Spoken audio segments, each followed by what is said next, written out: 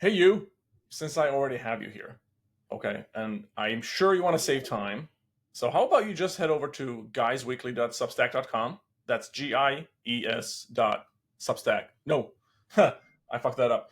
GIES weekly.substack.com. Subscribe every Friday morning, 9 a.m., wherever you are in the world. You'll get a summary of the most important news in gaming.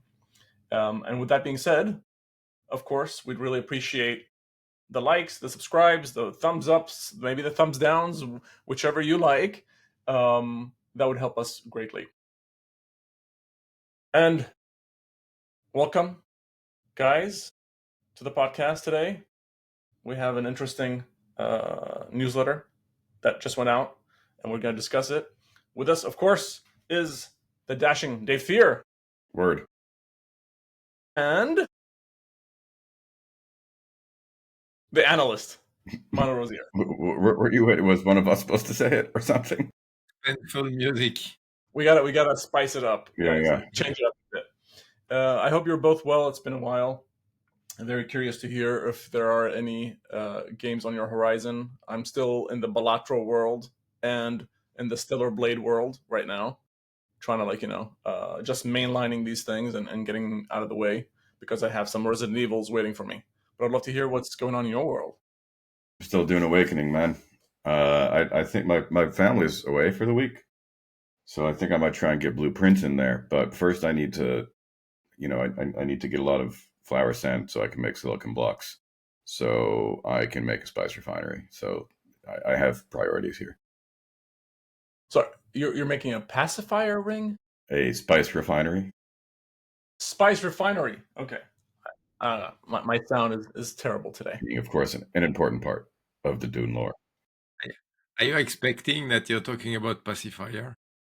I don't know. Yeah, anything happens in games. You can get wild. Of course, you need to pacify people. Manu, how are things on your end? Good. Still busy finalizing the global game report. 3 weeks to go. So yeah, mostly doing that. And taking care of the new cat. Oh, you have a new cat? Yeah, I didn't mention that before. No, I might have. I don't know. Maybe I missed it. So tell us, what type of cat did you get? A Bengal. Oh, yes, now I remember. Yeah, and I was telling you they are really high energy. Yeah. Yeah. Okay, so I assume the cat is everywhere and exploring the house and doing a lot of stuff. Yeah, you have to be around. Of course. Yeah, destroying things. That's a very... No, he's throwing away some Lego stuff, but nothing bad so far.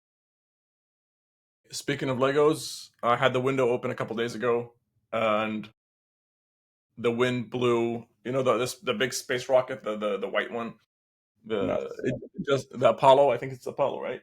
If I'm not mistaken. But anyways, Apollo was the name of the mission program. The rocket itself is probably the Saturn V. Mm-hmm. Saturn is a rocket, I remember, yes. But it blew down, and now it's just in pieces on the floor. So, yeah, I guess that's a project for another day. A project for another day. It's not Apollo 15 then. Yes. No. That mission needs to be resurrected. Let's talk about some news. Do it. There are some interesting topics. Yeah. Can we look at the Steam stuff? The Steam stuff. I mean, I'm a big subscriber of SteamDB. Always a good way to start. Let's do that.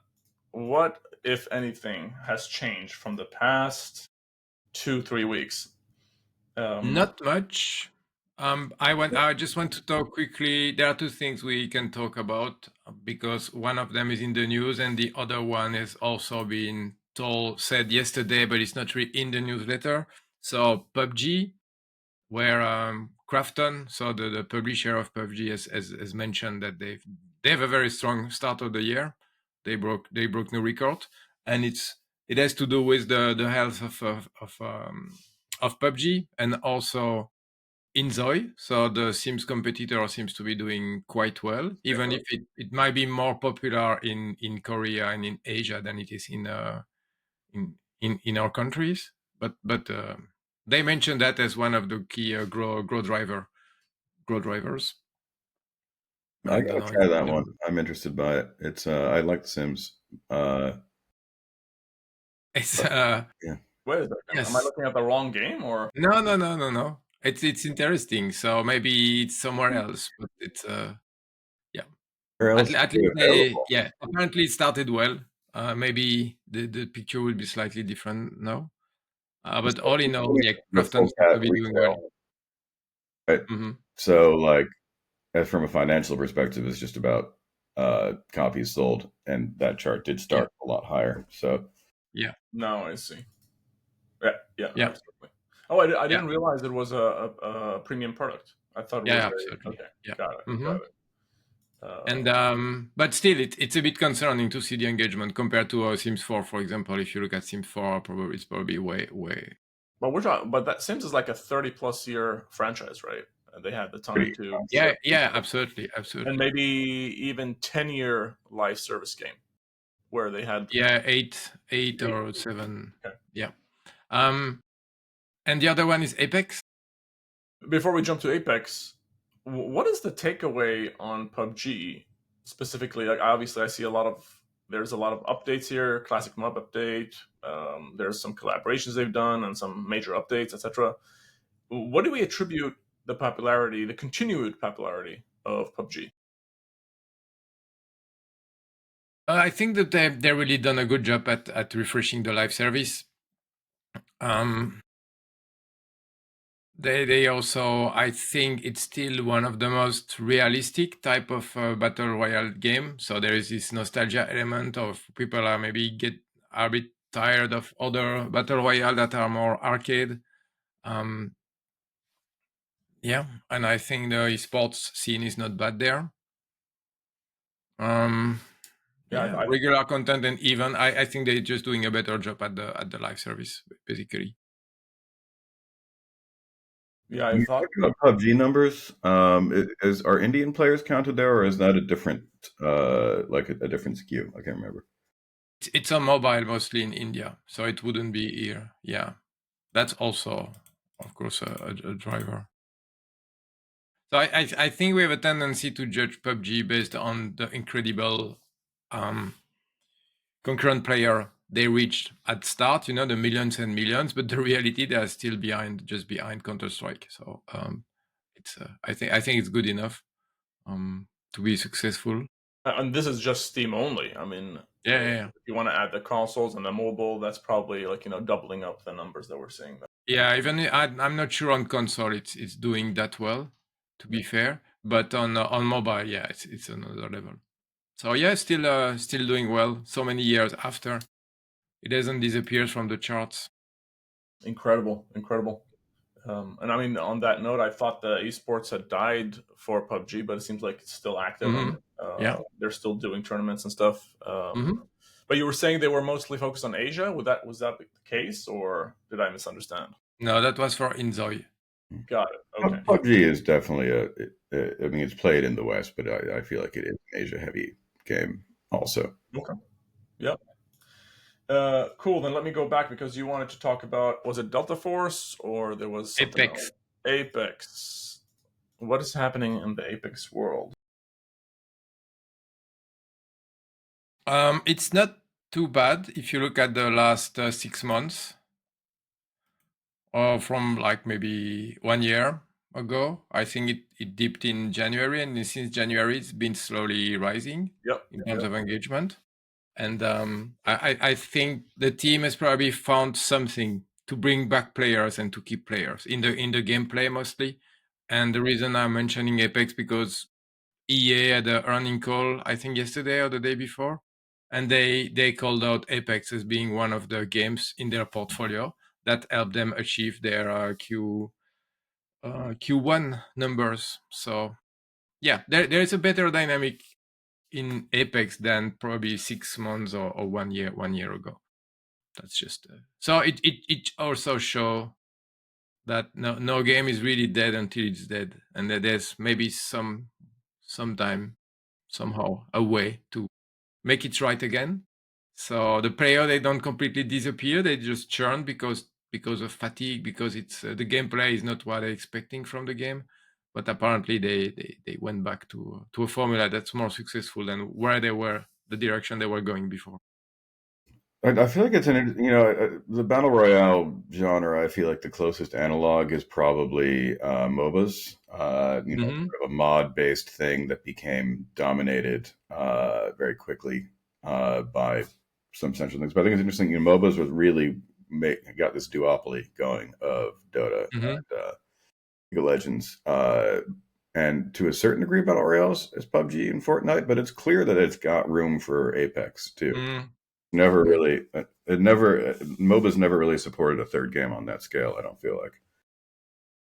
Yeah, and talking of EA, Battlefield 6 has been revealed in more details, and there will be a beta in a few days. Closed beta, open beta. So I don't know if it's been confirmed that the release date would be October 10. I think there was kind of a hiccup of a tweet. But yeah, it's coming. It's announced. It's no more hiding and waiting. So now they are going in full speed marketing and go-to-market strategy with that one. Wait a second, I need to see this. Did they The trailer was actually felt very much single-player campaign type of trailer. Wait a second. I thought they were going to release something on the 30th yesterday. Did I miss something? Yeah. There must have been something, but there was a trailer before that. The one before that was a very single-player-ish type. It was more like a tone and feel thing. But I thought they were going to release a gameplay, or did I? Maybe, or is it today? I mean, the thing is with this big marketing campaign is that you have the reveal of the reveal of the reveal, and it keeps you're waiting for. Tomorrow we're gonna announce something about the reveal. It's kind of a. Sorry guys, since it's Friday today, it's going to be live. So if you go to the Battlefield YouTube channel, you'll find it. For us right now, as we're recording, we have 11 hours to go. Yes. But there is seems like there's an active chat. I think there is this. The Battlefield community is very eager to kind of see what's going on. And I think it's one of those things where the franchise has had that dip in popularity, in execution, quality, and several other places. But now people, because it seems like they want to bring it back to what it was originally, maybe the Battlefield 4 era and the golden era of Battlefield. People are very eager to see that. But let's be realistic also when you look at competition. You have Fortnite, you have Rainbow Six Siege, you have PUBG. These are all live service titles with very low entry barrier. And then you have Call of Duty, which is a live service franchise with an update every year. So there has not been a single year where this franchise, they let down the players without releasing any content. But Battlefield has to not restart from scratch, but it's been like 4 years since the previous one, and the live service content has been stopped maybe 1 year or 1 year and a half ago. Yeah. So this is not how you have to manage a live service shooter franchise. You cannot leave the space open for your competitors at any time. Here is So I hope that now it's Battlefield forever. They will not push back and cancel and follow up and things like that. It has to be an everlasting game if it wants to compete. Otherwise, it will be very expensive each time to bring back the awareness, to bring back the players, back the lapsed players. I think for the sake of the IP, it has to become an everlasting game. I wonder if they wanted to do that with 2042 and just kind of couldn't. Yeah. So I did start 2042 a couple days ago just to see what's up. And I was extremely disappointed in relationship to what I saw, because I saw Call of Duty. I didn't see Battlefield.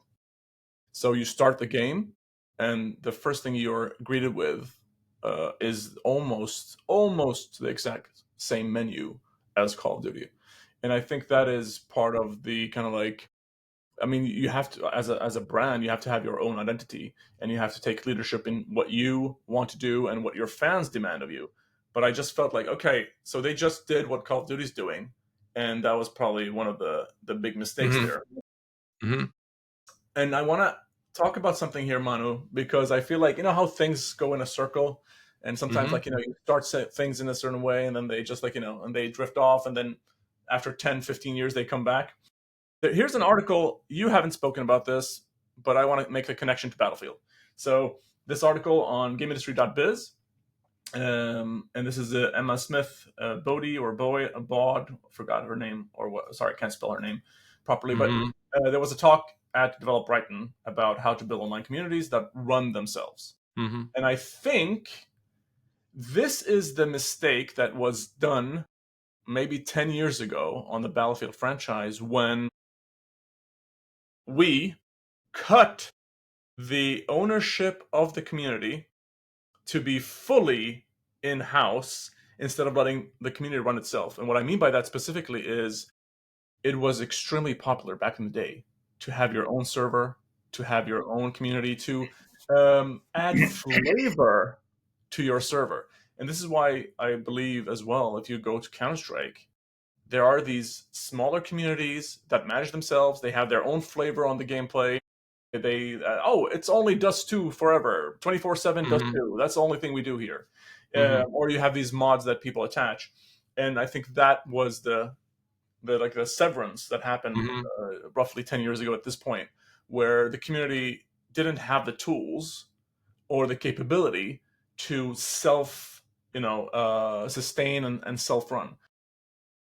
I haven't looked at the Battlefield 4 numbers. I don't know if they are healthy or not compared to like what they were before.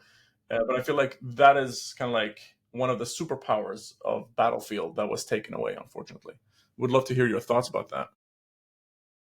Yeah, there was also at that time the CTE, so the community test environment, that was removed. Many features that were, let's say, player friendly were removed after Battlefield 4. Yeah. The producer of that is working on Battlefield 6, so hopefully there is something that they have. Good. Okay. Anything else on the Steam DB list that you'd like to look at? No, still Delta Force, still there. I mean, if it becomes kind of a permanent top 5, I think it's remarkable also. I haven't seen a new entry to that for a very long time, except for possibly Banana. Yeah, and there is nothing in that list. The highest recent game is Peak at 18, and there was Wushang Fallen Feather. That had if you look at that one, it's number 25. 25. So here's a question to you: is Wushang related to Wukong in any shape or form? Just another word. There's just Wu in it, and you said 17, or what was it again? 25, but if you sold by 24-hour peak. Am I looking at that? What the hell's wrong? 24. You have to sort by 24-hour peak. Oh, okay. Give me a second. Sorry. Yeah. And then it's 25th. There you go. I did a strong start with 130,000 players on Steam. That's a strong one. It's gonna go down because it's not a live service game, and there were a lot of technical issues apparently. So the players were very vocal about it. However, if it's made its money, which it seems like it has, then I feel like, you know, one thing is sort of a one-off. 2 times, we're going to be seeing a lot of Chinese developed Souls-likes going forward. I think this is clear that something even more. Yeah. Do we know anything about the studio or about this game? That worm thing. I like that worm thing. I mean, it looks very From Software-ish, maybe too bloody to be a From Software thing, but more so than Wukong. Wukong, you know, stylistically was not very from Software. Actually, it was not very From Software at all in a lot of ways, and this looks a lot more. This one is a bit dark, it seems like, compared to Wukong. That's also pretty From Software right there. But you have green grass, so it's add more eyes to a thing. It becomes more scary. So you can't. Sometimes you had too many eyes, and then it's silly though. You gotta watch. Yeah, I mean, it looked a bit AI-ish, AI produced. But okay, so should we keep a lookout for this game? Like, is this something to put on the list? Do you think? No, I think it's one more on the list of games in that style. It's between Dark Souls and Devil May Cry, probably. I've not played it, but it feels like yeah, gameplay mechanics are quite similar. So it's probably not that easy. But I've not gone too much into detail because I can't follow everything that's basically releasing. I bought wait, I don't even remember the name. That backstab is so Dark Yeah, Souls. yeah, that is. I mean, I feel like it's one of those things. If it's not broken, why fix it? Type of situations. Yeah, Mhm. because And Wukong was not, from a gameplay perspective, it like kind of looked like Dark Souls, but it played actually quite Mhm. differently. A little more like Devil May Cry, like you said. It had sort of a combo based. You mastered the combos, you were very successful. yep, yep. But by the way, talking of games we're playing, so I bought Silent Hill 2. I've not even launched it once. And then did I talk about Dyson Sphere program last time? Dyson Sphere, like Dyson the vacuum cleaner, or No, Well, this it's is not a lot. related. This has been around for a while. This one. Yeah, Dyson is something that Dyson Sphere is older than. The game is let me. the I'm concept. trying to pull some footage here. Oh, that's It's a the. mix of Factorio and Satisfactory. Got it. Got it. Yeah. Yes.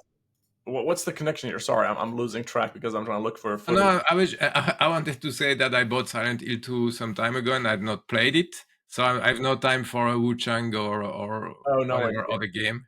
Now Yeah, I see. sorry, it's clear in my mind, but I understand the thread is not easy. So I was like, okay, well, I needn't talk about that one, which is kind of a good automated factory type of game. You know, it for me it's probably the less accessible one, the more complex. Also, when you look at the progression tree and the discovery tree.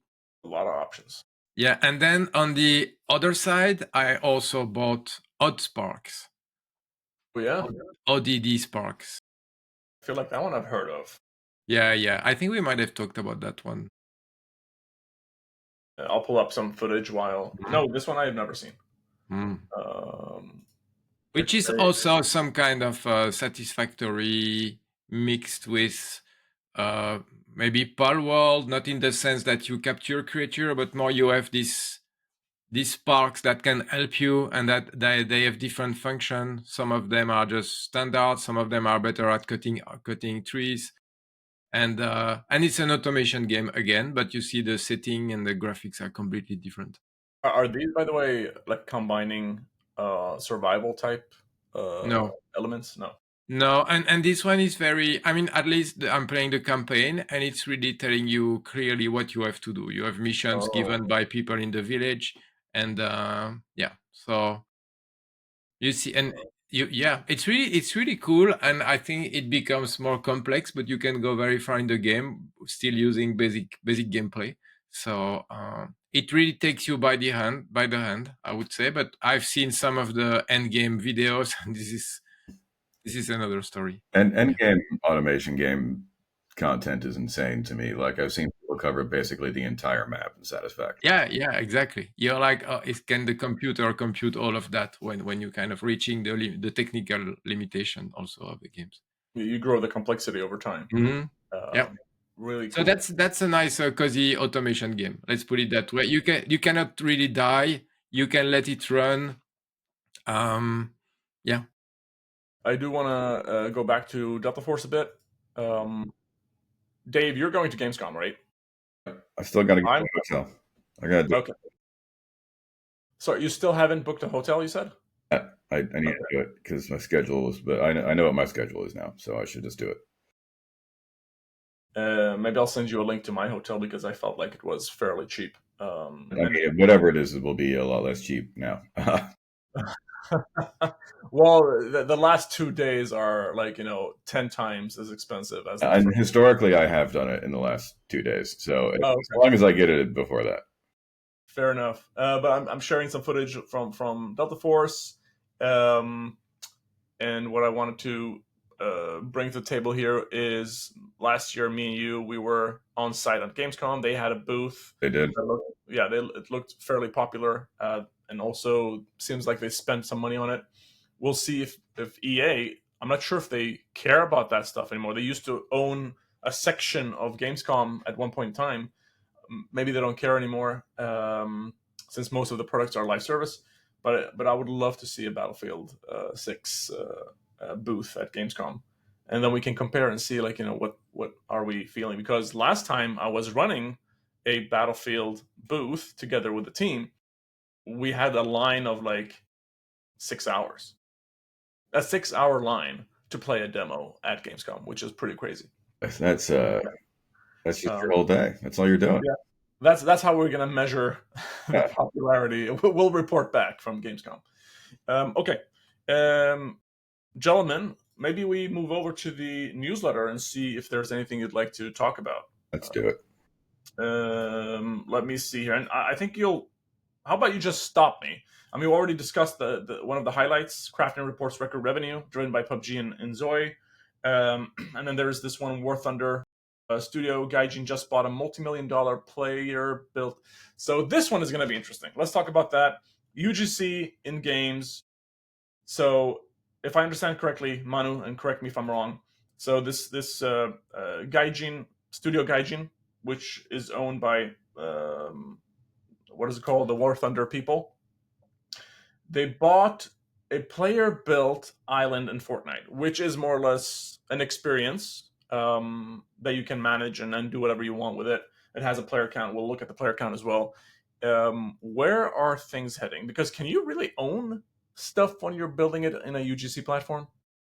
You can own it to the degree you can own anything, I feel like. Like, can you own music that you distribute on Spotify? Like, it's that's UGC platforms are just platforms, and if they make money, you can own the means with which you can own the bank account that money goes to, basically.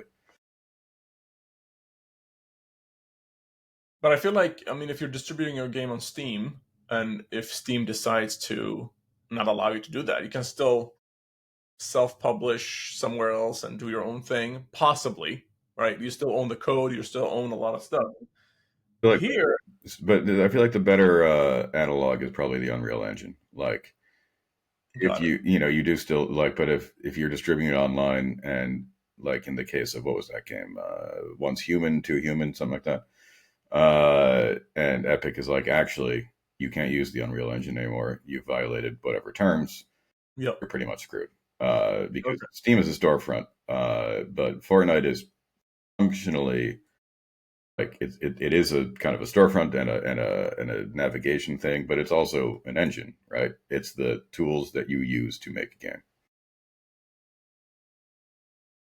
Do you think we'll see more investments? I know I've spoken to some VCs who are interested in, like, buying some modern studios that just operate in Fortnite and in Roblox. And we saw, I mean, speaking of Grow a Garden, I think that was purchased by a bigger publisher that operates in that world. What do you think we're going to see? We're going to see a lot of Roblox. Sorry, go.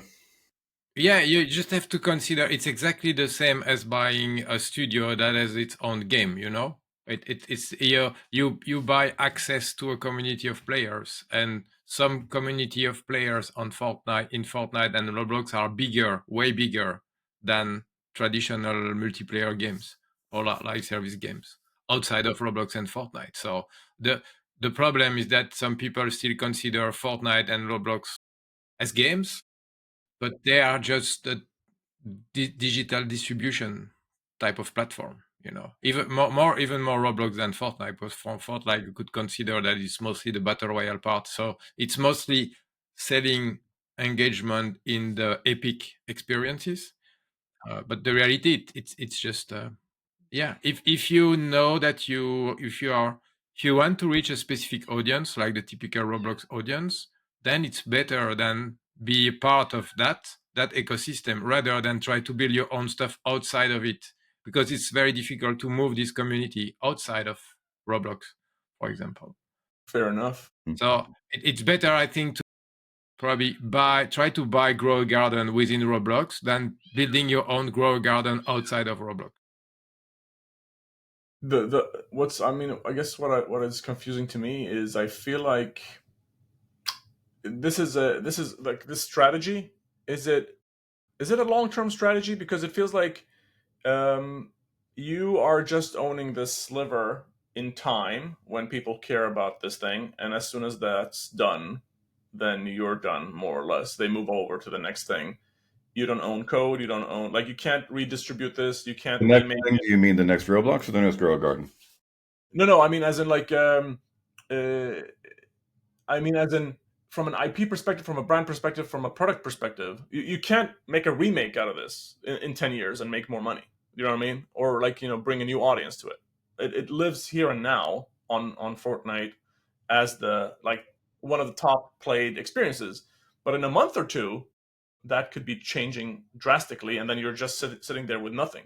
No, You don't have it's just a brand. matter of what kind of deal you're seeking, right? Like that's just a matter of how you expect it to perform, and I think that you can look at data and try and figure that out.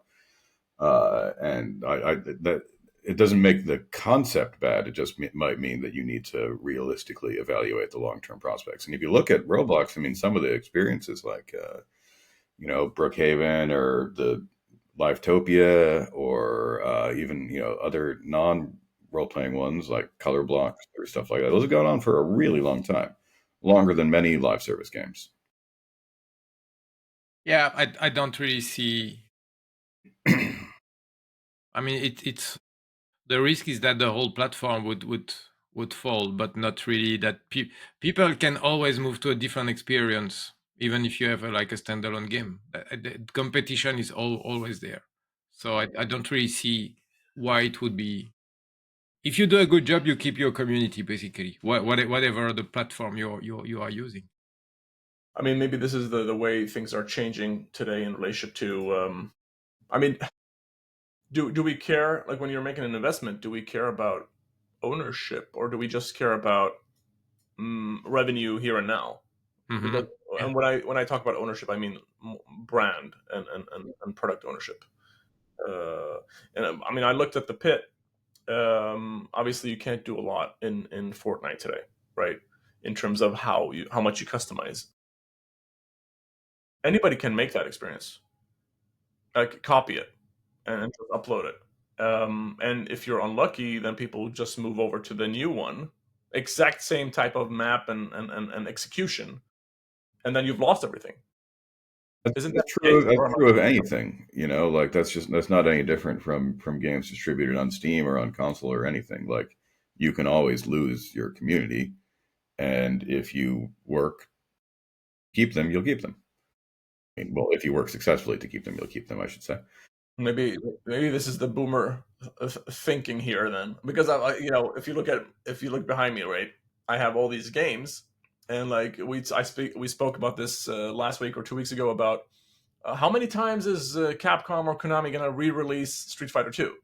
That's the type of stuff that I'm thinking about in terms of like you're owning something that you can redistribute, you can sell at different platforms, you can do whatever you want with it, and that's my reference point. But maybe I'm thinking about it in the wrong way. And Fortnite is YouTube now for experiences. Would that be another way of looking at it? Maybe. Or it's just Fortnite. I mean, like there are lots of platforms that all have differences, and there are lots of tools that all have differences, and like Fortnite's one of them. What I can understand from what you are saying is that it's potentially true that the entry barrier are lower within the Roblox thing. So it's easier to just drop your own experience, your competitor experience, while maybe it's a bit more difficult on Steam. But to be fair, when you see how quickly people can publish games on Steam, that is I don't think there is that much of a it's that much easier. Maybe what's easier is to move communities because it's still within Roblox. So everybody's logged into Roblox and they jump from one experience to the other, which might be easier than jumping from one game to another game within Steam. So that, yeah, I agree for that part. There is a higher risk of competitor coming. Yes, and shifting communities within Roblox. But the reality is that nobody has beaten Brookhaven in that genre. So if that was so simple, it would have happened. It's just Coca-Cola and Pepsi or Canada Dry. I mean, I would love to see somebody. And just to be clear, yeah, my kids, they are not gonna leave Grow Garden. They've invested so much time and also not so much money. But it's like, do you want to start from scratch again, or do I keep upgrading my garden? And also, the more these games, this experience evolve, the more complex they become, and the more difficult it is to replicate that complexity. Or come with something that's different and that's as good or better. So it's also, there's legacy there, in these mods, in this experience. And the rules are just the same as any live service. Okay. I guess it's the boomer in me who is not necessarily rebelling, more as in I want to play these things outside of Roblox. You just fear your own mortality, and you fear loss. Yeah, I think, I mean, in the modern term of, I mean, we still like have these behemoths, and you mentioned if it's cola or Pepsi or whatever, Mm-hmm. who continue to own, and by own I mean like they have the rights to a brand that is really strong and continues to live in the real world. And I'm trying to make that analogy or that connection to the digital world, but maybe the digital world is behaving completely differently in relationship to ownership, and maybe ownership just takes a different form than what it used to be. Ownership in the real world is also like, I guess we're going to enter the philosophical. Yes, that's. I mean, that's at this stage. Ownership in the real world is also like pretty tenuous, right? If I have a land deed that relies on a government database existing, and what happens when that government goes away for whatever reason, be it revolution or war or something, like that happens. That happens. You have the paper, hopefully. And then all you got is paper, Yeah. And you have to hope that whoever winds up in charge will recognize that paper. Yeah. Yeah. That is fair. I mean, you really took it to the core, Dave. Okay. Any other thoughts about UGC? Do you think there is room for more UGC platforms in gaming specifically, or are we? There is room for more investment in Roblox and in Fortnite. Okay. Let's put it that way. Certainly, Roblox more so than Fortnite, but both of them are kind of generalist UGC. I don't think there's a lot of more room for generalist UGC. There might be, for more specific things, Okay. So there are some other things here that for me is very fun to read or talk about. We did talk about this very briefly, saying, "Oh, somebody's going to sue somebody." So if you remember, there was a Tencent game that looks like Horizon. There were robots. You were in the wilderness doing your thing. This one, and apparently there is a legal battle now. Mm-hmm. Were we expecting this to happen? This is so much. This is almost. Actually, I mean, it's not like Tencent can't afford lawyers, so Sony must feel pretty strong about their case here. Yeah, it's not like Nintendo attacking the people that did Paul World. Okay, it's not David versus Goliath, or maybe Goliath in this case is Tencent, and this is King Kong versus Godzilla. That is the case, but it's actually a bit. I'm actually very surprised that, from a creative direction point of view, or from an executive production point of view, nobody. I assume they have raised this. They are smart people over there, but I wonder if they were didn't they have people saying, "Hey, maybe you should make it a bit more distinct than just this," because it looks very, very familiar to something else that already exists. Any company like this, it only takes one person driving it to ignore these things and have it happen,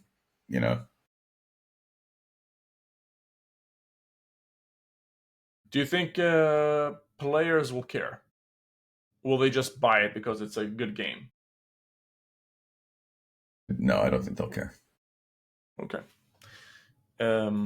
Okay. If it's a good game, I don't think so. For one thing, the combat looks a little more Monster Hunter than. Yeah, it looks a bit different from Horizon. Yeah. Though they had the parts, the animal parts, fall off. Okay, cool. A cool item that I want to talk about as well is Magic the Gathering versus Final Fantasy crossover. Yeah, it's not really video games, but I think it's interesting to see crossovers going like that. Crossovers are more popular today. They're more liberal in some regards on video games as well.